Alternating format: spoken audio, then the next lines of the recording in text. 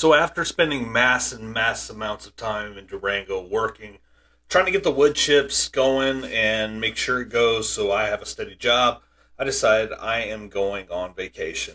And I talked to some people around where I worked, and they said Mazatlan was the place to go. Beautiful beaches, uh, beautiful hotels, just great. And when I got there, I fell in love immediately because not only was it beautiful as far as the beaches go, but it was cheap. And at the time, there wasn't a ton of tourists. Like Mazatlan was a spot where people from Durango and near there went to go on a vacation. Like this is a big deal for them. Um, so back then there was one way you could go, and it's about a 6 hour drive. But literally, Mazatlan is only like if there was a direct route, like you know, uh, straight shot, it'd be about maybe a 2 hour drive, maybe a little less. But they hadn't built that yet. I heard that they've built the road now.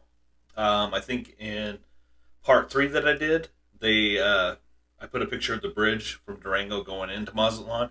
It was a big deal. They thought that was never going to get finished, but they actually put some pressure on some people because a lot of the money was getting pocketed. But anyway, um, we get there. Me and the two Canadian girls that I had met and had stayed with me. Um, I said, "Where are you guys staying at?" They said, "Oh, we have no clue. We're just going to find something. We're just going to look for something.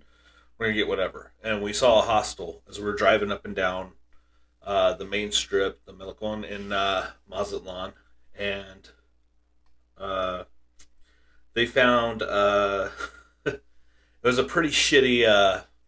What do they call that? A youth hostel. It had so I went in there with them and I was just kind of checking it out, but it was only like $15 a night or some shit, so they were stoked on that. And I went in there and I looked, and it was like a room with bunk bed, so one, two, and then on another wall, bunk bed, one, two, another wall, bunk bed, and then one in the middle with two. I was like, there is no way I'm staying there. Forget that. They had a little common area and a little bar out front. I said, yeah, I could see, but I'm not sharing a room with all these people. And I snore. Someone's going to end up punching me in the face. So I said, well, let me know what you guys think. I go, do you want to think about it and maybe come with me? Because uh, I'm going to go check out this place. It was like the Best Western, but it wasn't a Best Western. I think they just ripped off the name. Um, but it was really nice. You go in there and uh, into the room. You go into the room and there's like a little living room area, and then there's my room, and they come in there with me. I was like, hey, just give me that money that you're going to spend on that, and just pay me that, and you guys can stay in the living room area, and I'll stay in the room. They said, sure, sounds good. And so I check into that, and I think it was only like $80 for 3 nights. This place was awesome. So we decide, hey, we're going to go out and explore. I said, sounds good to me. So we head out and we head to the Tianguis area where they have a bunch of like stores and shops. But I end up talking to some guy because my Spanish is starting to get a lot better. And he tells me that in the morning, if you're looking at the video over here, they have boats out there that go out and catch fresh shrimp every morning. They bring them back in. Well, there's these ladies, the changueras, that they will actually take the shrimp and get it ready for you. And there's a bar there, and I actually ended up going there about 2 years ago because my wife always wanted to check out where went to in Mexico. And they will prepare the shrimp for you, and they'll send you across the street to this bar that's right there, and then they will bread it, and then they will cook it and give you a side. Well, I bought probably about a pound of shrimp, um, went to that bar, had about 2 beers, and um, the Canadian chicks that were with me, they were also loving the shrimp. Well, I took my wife there years later, and she said I will have dreams about that shrimp. It's so good. It's so fresh. It's so awesome. So we decided to keep walking around, and I told them like, "Hey, I'm sorry. Like I'm tired because I had to drive the whole 6 hour trip. So I went back to the hotel we were staying at, and I crashed out. When I woke up, I could hear something in that living room area, and I walked out into the living room. When I woke up, and the two girls were there, and there was two other dudes, and then two other girls, and they were sitting there just chilling, playing a game of poker. And I walk in and I go, "What's going on?" They're like, "Oh, you're about to see us play poker, blah blah blah blah." And I go, "Oh, wouldn't that be fun if it was strip poker?" And sure enough, they started playing it. And I was just sitting there. I was still kind of tired. And next thing I know, I'm looking around and like pretty much everybody has like half their clothes on. It's really weird. And I'm like, okay, well, I'm gonna go out to the balcony and I'm gonna have a couple beers, and I'm gonna basically what I'm doing is I'm staring at the ocean, and I'm like, what the hell did I just start with these people? Well, I go out there and I'm sitting there trying to wake up, and I hear the door shut, and I go back into the living room and they're gone. I wonder what's going on. So no big deal. They left. They went wherever, and one of the Canadian girls comes back probably about 3 o'clock in the morning, and she goes, "Hey, you want to go out, grab a drink?" Like at 3 in the morning, is anything open? She's like, "Everything's open. It's like Saturday night." So we go out, get a drink, uh, hang out, shoot some pool, whatever. Get back to the hotel room, and I think the sun was coming up around then, and I went to bed, and I wake up probably around noon, and I'm sitting there in my room, and the other girl wakes up and she goes, "Hey, have you seen Jessica?"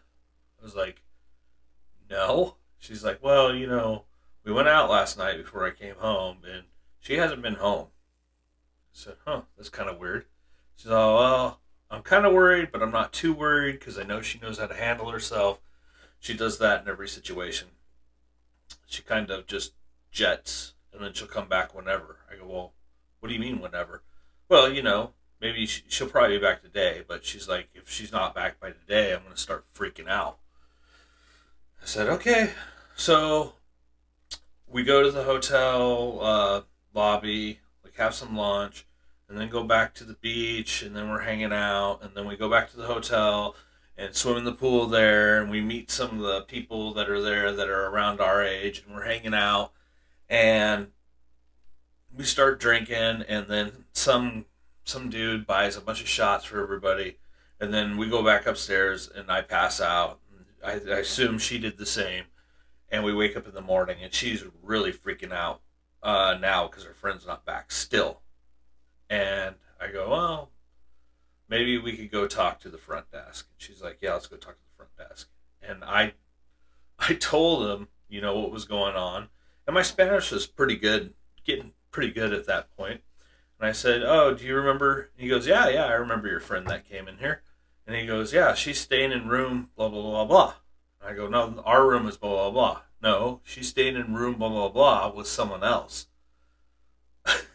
So turns out that she met somebody, and she was just staying in his room the whole time, but didn't have the decency to come back and tell us that she was staying in that room.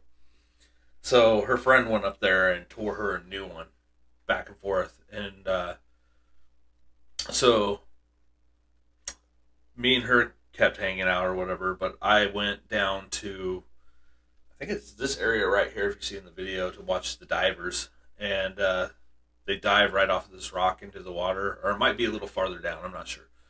But anyways, I'm standing there. This guy comes up to me and he goes, "You speak English?" I was like, "Yeah." He's like, "Okay, I'm from Canada." He's like, "I'm having trouble, communicating here." And it turns out he just moved there. So um, he had somebody set it up. He had someone broker it all. And he goes, "Hey, what do I do? about the police. What do you mean about the police? He's all, every time uh, I go home on, because he had a little motorcycle. He's all, every time I go home, um, I get pulled over by them and they want something from me. I'm like, they want money. He goes, how much should I give them? I go, just act like you don't have a lot, but give them a little bit. But uh, it's funny because I ran into him. No shit.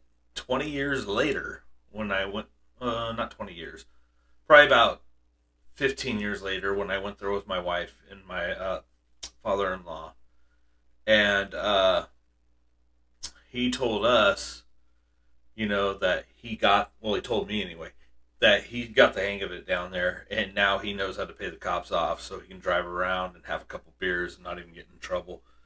But Mazatlan is a great place. You need to check it out. Everything's cheap there. I mean, at least it was not a couple of years ago. But it's fun. There's lots of stuff to do. I've seen a crocodile swimming out in the ocean out there while I was kneeboarding. Um, but I get a call from my dad, and he's freaking out about what's going on back in Durango. I said, what happened? He goes, your neighbor is dead.